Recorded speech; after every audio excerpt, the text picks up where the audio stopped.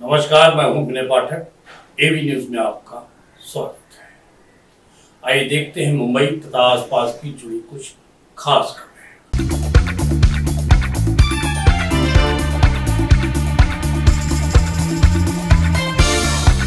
प्रधानमंत्री नरेंद्र मोदी ने मंगलवार को पीलीभीत के ड्रमंड इंटर कॉलेज मैदान में चुनावी सभा को संबोधित किया।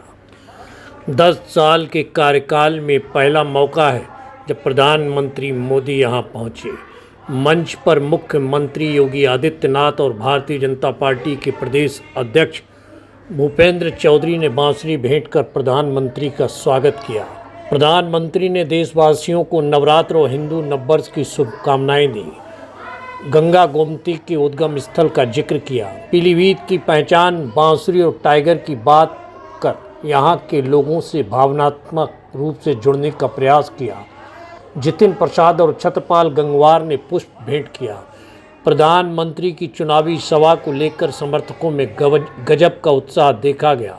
प्रधानमंत्री मोदी ने कहा कि पीलीभीत की धरती पर माता यशवंती देवी का आशीर्वाद है। वहीं प्रधानमंत्री की जनसभा में पूर्व सांसद वरुण गांधी की अनुपस्थिति काफी चर्चा का विषय बनी हुई है। साथियों, इन इंडी गठबंधन वालों को राम मंदिर के निर्माण से पहले भी नफरत थी और आज भी नफरत है।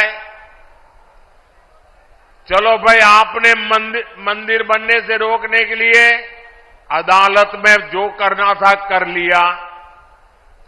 आपने मंदिर न बने इसके लिए लाख कोशिश कर ली, लेकिन जब देश की जनता ने पाई पाई देकर के इतना भव्य मंदिर बना दिया, जब मंदिर वालों ने आपके सारे गुनाह माफ करके आपको प्राण प्रतिष्ठा के कार्यक्रम में सम्मानपूर्वक निमंत्रित किया, लेकिन आपने प्राण प्रतिष्ठा के निमंत्रण को ठुकरा दिया।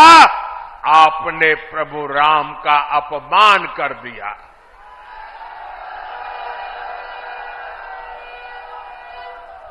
भाइयों बहनों, मैं अभी भी समझ नहीं पाता हूं कि इनके मन में इतना जहर भरा है कि उनकी पार्टी से जो प्रतिष्ठा में गए, प्राण प्रतिष्ठा में जो लोग गए, उनको 6 साल के लिए पार्टी से निकाल दिया। क्या ऐसा कभी हिंदुस्तान में हो सकता है? कोई राम की पूजा करे इसलिए पार्टी से निकाल दो, एक ऐसी पार्टी है भाई? ये पाप करने वालों को कभी भूलिएगा नहीं भाई बहनों। याद रखेंगे ना? याद रखेंगे? याद रखेंगे? साथियों, तुष्टीकरण के दलदल में कांग्रेस इतना डूब गई है कि उससे कभी बाहर नहीं निकल सकती। कांग्रेस ने जो घोषणा पत्र बनाया है वो कांग्रेस का नहीं, ऐसा लगता है मुस्लिम लीग का घोषणा पत्र दिखता है।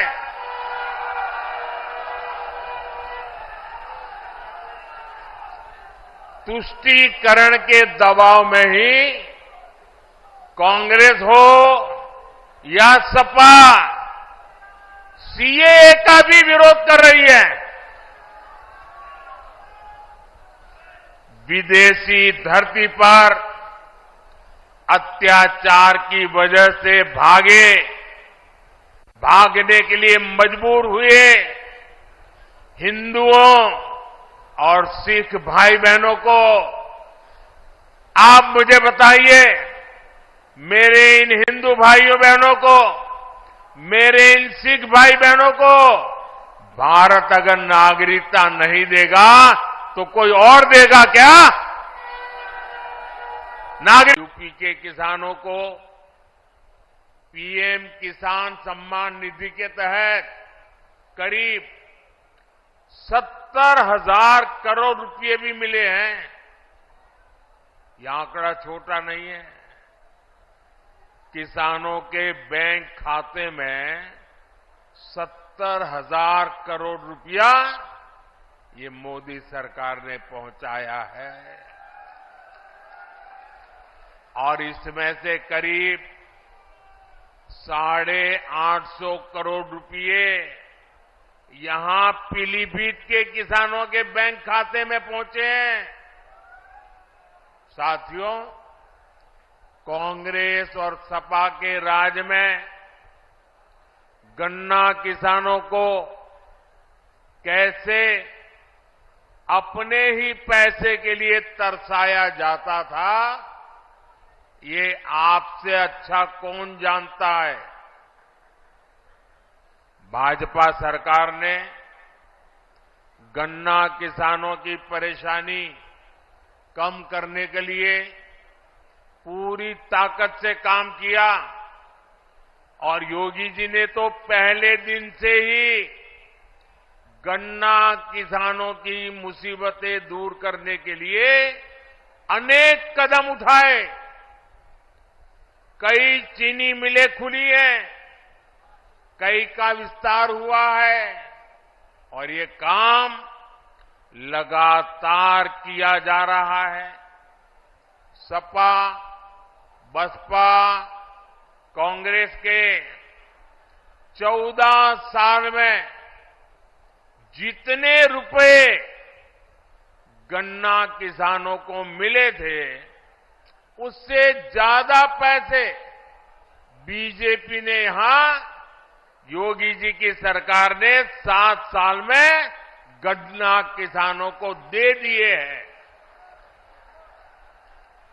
देश में इथेनॉल ब्लेंडिंग को लेकर जो बड़ा अभियान चल रहा है। रैली थी, आप भी वहां पर मौजूद थे। आपके समर्थन में प्रधानमंत्री जी ने वोट मांगा, साथ ही विपक्ष पर भी कराला हमला बोलते हुए दिखाई दे।